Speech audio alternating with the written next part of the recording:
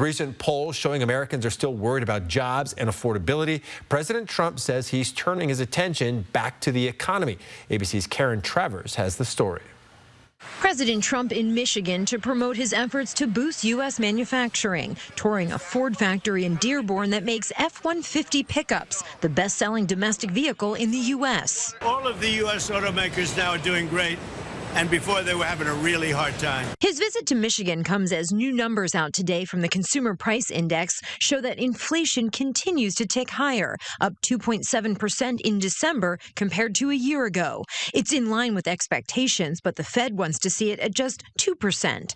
Prices are still high in many categories, especially certain grocery items like coffee and beef. Speaking to the Detroit Economic Club, President Trump touted the data. Under our administration, growth is exploding, productivity is soaring, investment is booming, incomes are rising, inflation is defeated, America is respected again like never before. And other than that, we're not doing that well. President Trump continues to push the Federal Reserve to lower interest rates. Fed Chair Jerome Powell claims that push for lower rates is behind the Justice Department's new criminal investigation into Powell's testimony about extensive renovations at the Fed headquarters. He's billions of dollars over budget, so he either is incompetent or he's crooked.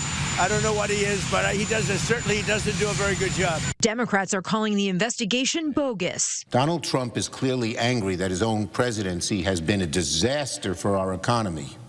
So he's looking for a scapegoat, and he thinks Jerome Powell can be one.